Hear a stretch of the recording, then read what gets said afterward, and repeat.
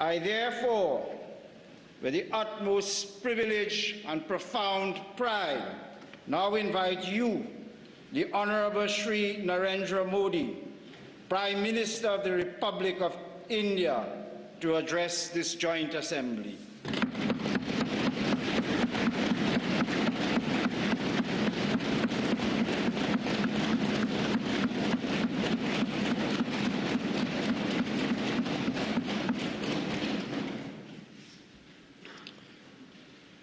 Your Excellency,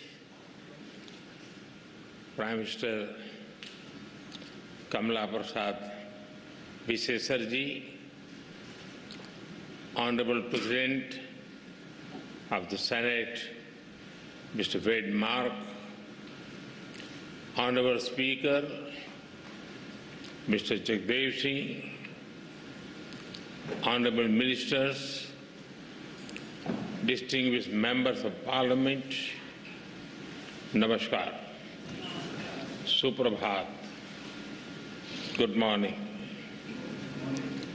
I am deeply honored to stand before you, the elected representatives of a proud democracy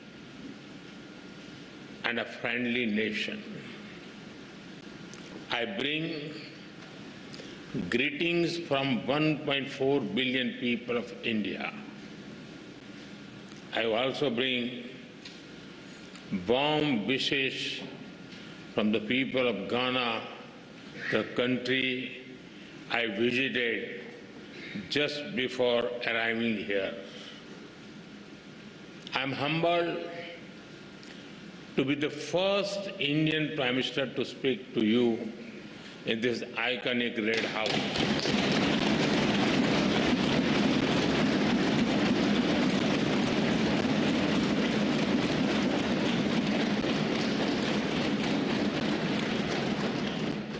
This historic red building has seen struggles and sacrifices of the people of Trinidad and Tobago for freedom and dignity. Over the past 6 decades, it has stood strong as you built a just, inclusive, and prosperous democracy. Friends, the people of this great nation have chosen two remarkable women leaders, the President and the Prime Minister. They proudly call themselves daughter of the Indian diaspora.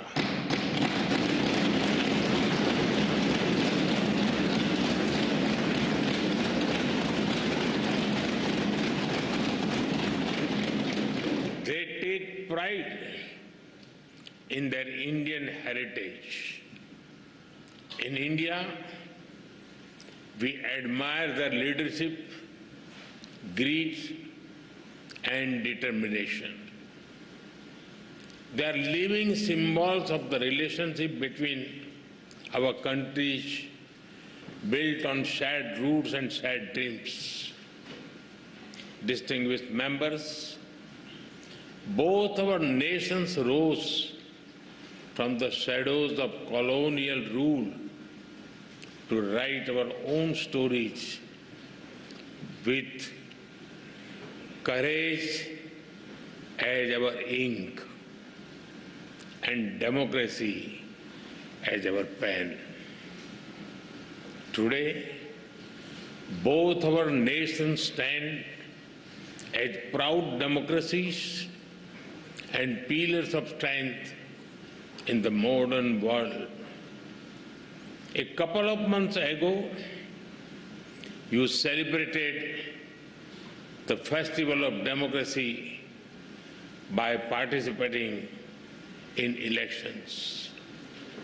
I congratulate the people of this country for their wisdom and vision for peace,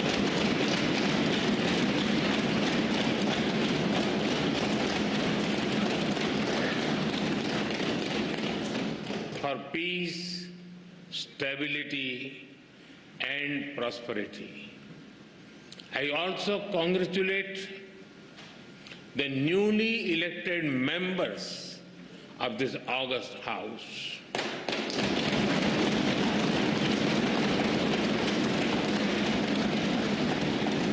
I extend special greetings to Prime Minister Kamalaji for forming the government once again.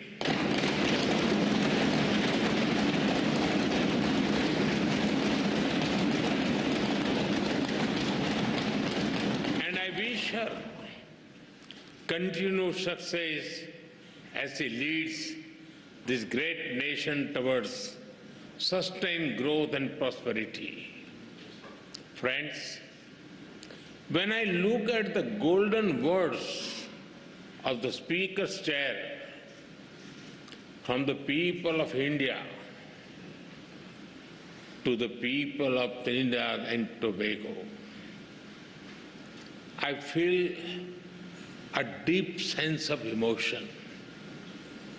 That chair is not just a piece of furniture, but a powerful symbol of the friendship and trust between our two nations.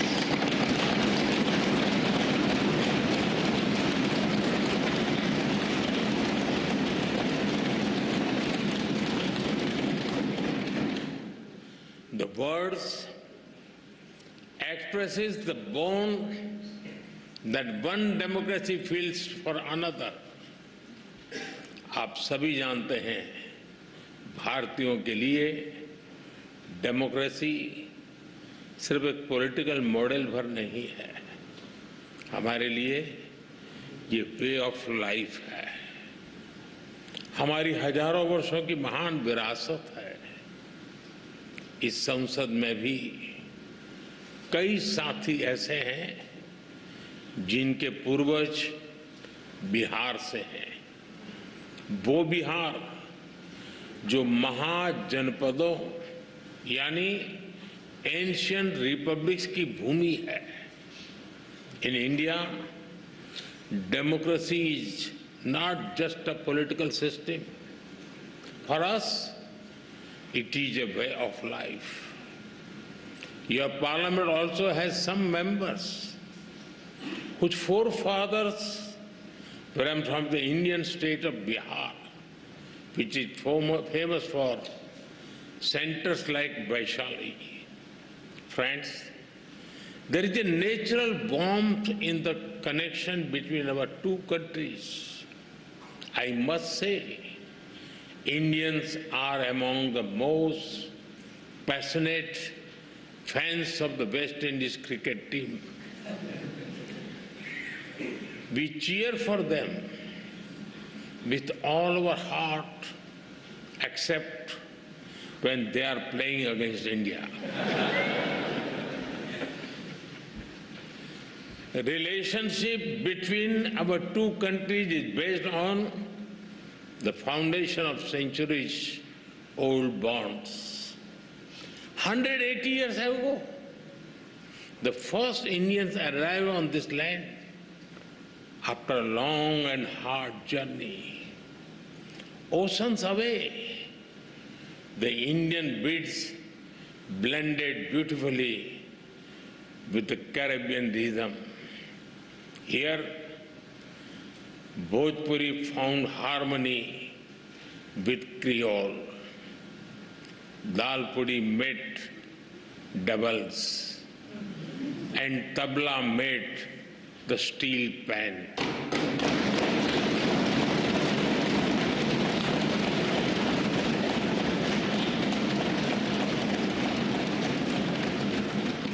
Today, the people of Indian origin are proud bearers of the red, black, and white flag.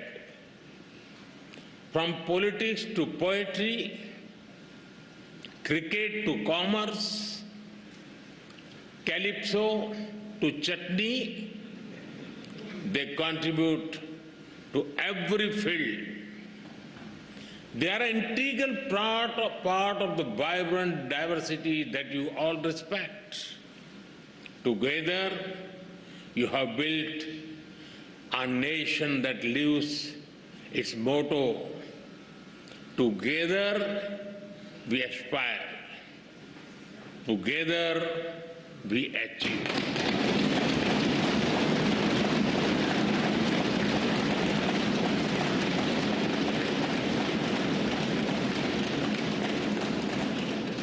Friends, earlier today, Her Excellency, the President, graciously conferred upon me this country's highest national award. I accept it with humility on behalf of 1.4 billion Indians. Now, with immense gratitude,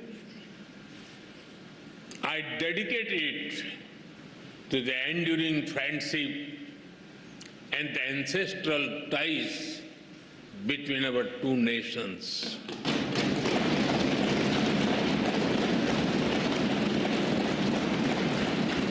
Friends, I'm delighted to so many women members in this House. Respect for women is deeply rooted in Indian culture.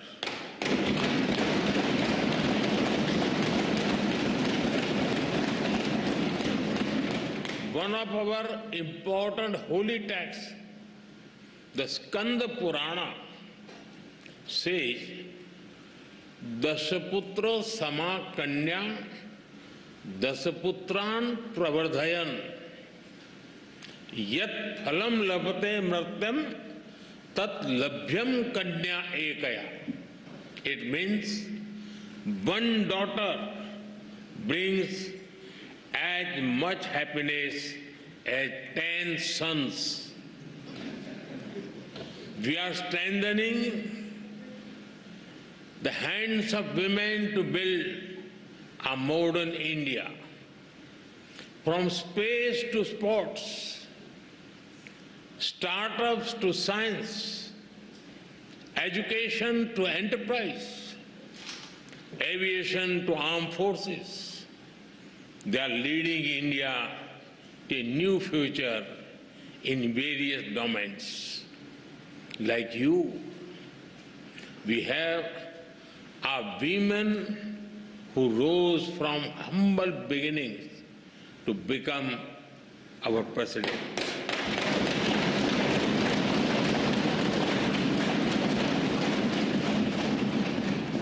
Two years ago, the Indian Parliament took a historic step, which decided to ensure a 33% reservation for women in Parliament and state assemblies.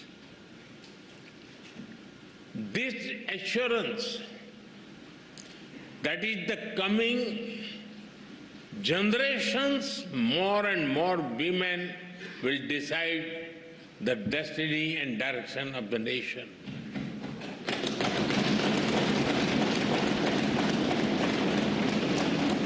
Women leaders are also thriving at the grassroots in India. Around 1.5 million elected women power local governor institutions. We are in an era of women-led development. This was also one of the important themes that we furthered during our G20 presidency. हम भारत में women lead development का एक नया model विकसित कर रहे हैं। अपनी G20 प्रेसिडेंसी के दौरान भी इस मॉडल की सफलता को हमने पूरी दुनिया के सामने रखा है। Distinguished members, today India is the fastest growing major economy in the world.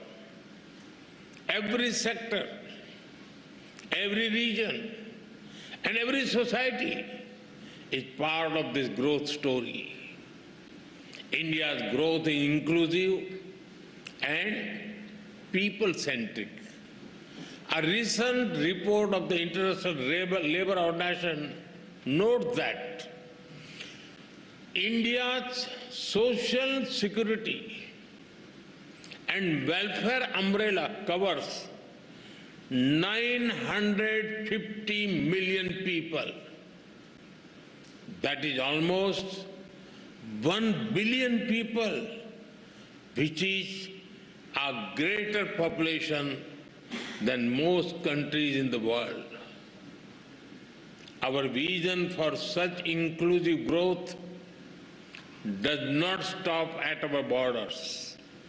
We see our development also as a responsibility towards others, and our priority will always be the global South.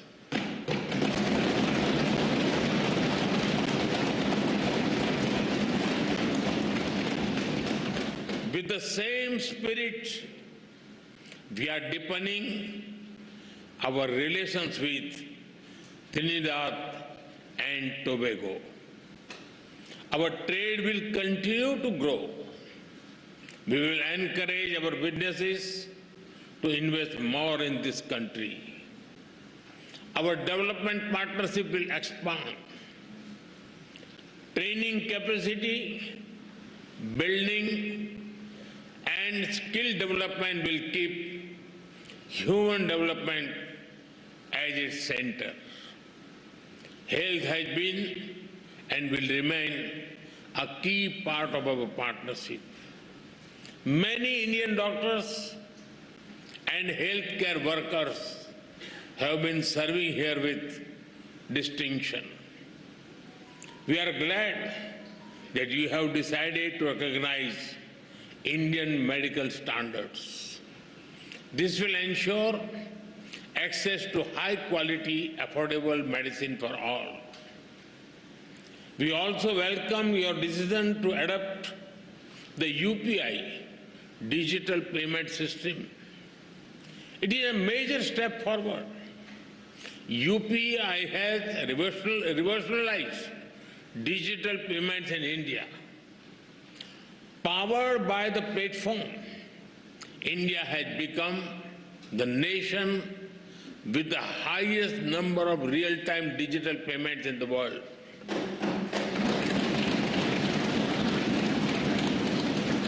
Today, in India, even the mango sellers have QR code.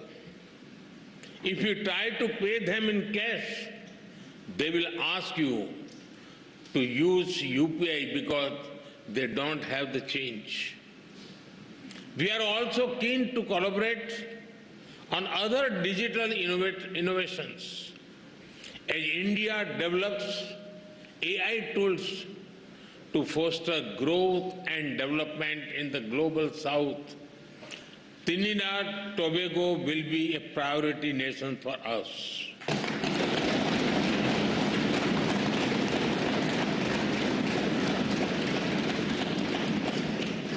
We will share our expertise in agriculture, horticulture, and food processing. Machinery from India will support your agro industry. And because development is about dignity, we will organize an artificial limb fitment camp and differently abled citizens here.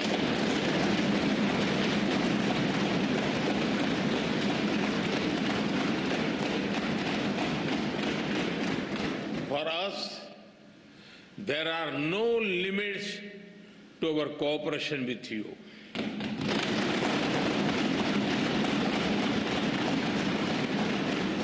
We will always be guided by your needs and priorities.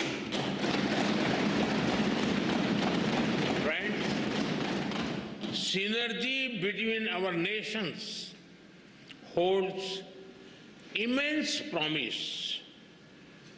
As a key player in the Caribbean and bridge to Latin America, Trinidad and Tobago has a great potential. I'm sure that our ties will help us forge a stronger connection with the wider region, building on the momentum of the second India-CARICOM summit.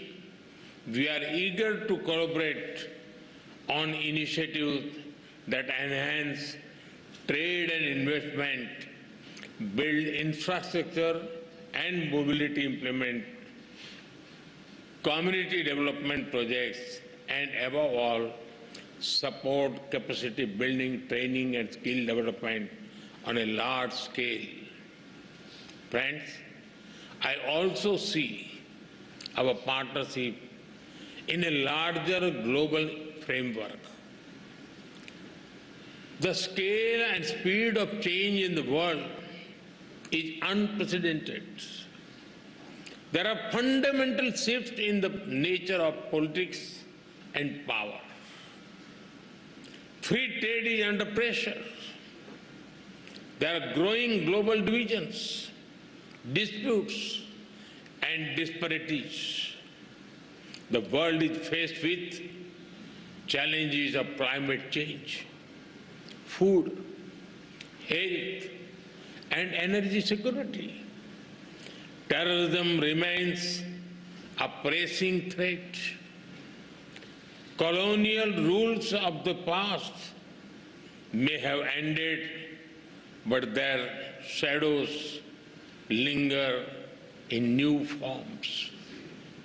There are new challenges in space and cybersecurity.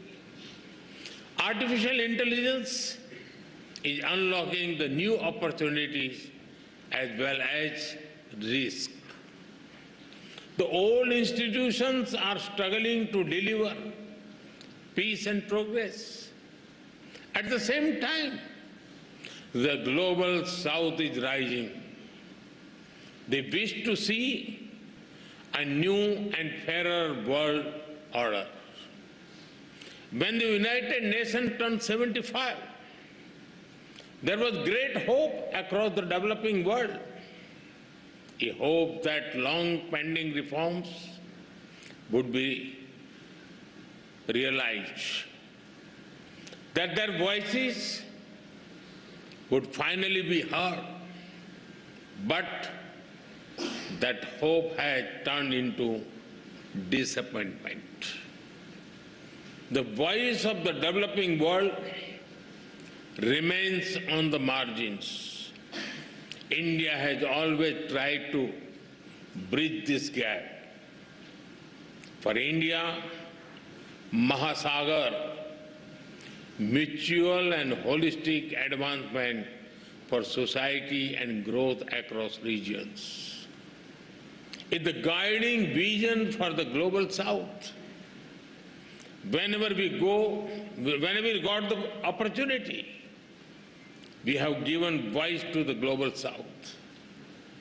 During our G20 presidency, we brought the concerns of the global south to the center of global decision making. During the pandemic, while caring for our 1.4 billion people, India provided vaccine and medicines to over 150 countries.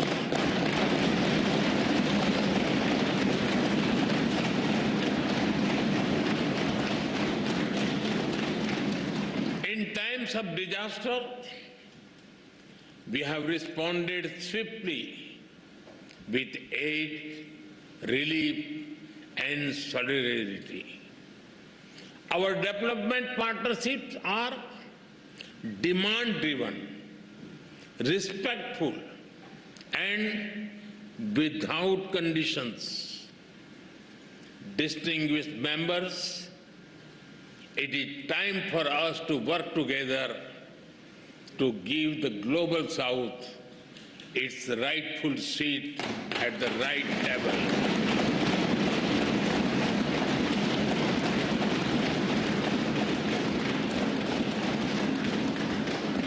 To ensure climate justice so that the burden does not fall on those who have contributed the least to the climate crisis. We consider Trinidad and Tobago an important partner in this endeavor. Friends, our two countries may differ in size and geography, but we are deeply aligned in our values. We are proud democracies. We believe in dialogue, sovereignty, multilateralism, and human dignity. In these times of conflicts, we must remain true to those values. Terrorism is the enemy of humanity. This very Red House has itself witnessed the wounds of terror and the loss of innocent blood. We must stand united to deny terrorism any shelter or space. We thank the people and the government of this country for standing with us in our fight against terrorism. Friends, our forefathers struggled, sacrificed, and had dreams of better lives for future generations. Both India and Trinidad Tobago have come a long way on the journey to the future. We have promised our people, but we still have a lot to do by ourselves and together. All of you, as members of the Parliament, have a vital role in shaping that future. From Ayodhya to Arima, from the Ghats of Ganga to the Gulf of Paria,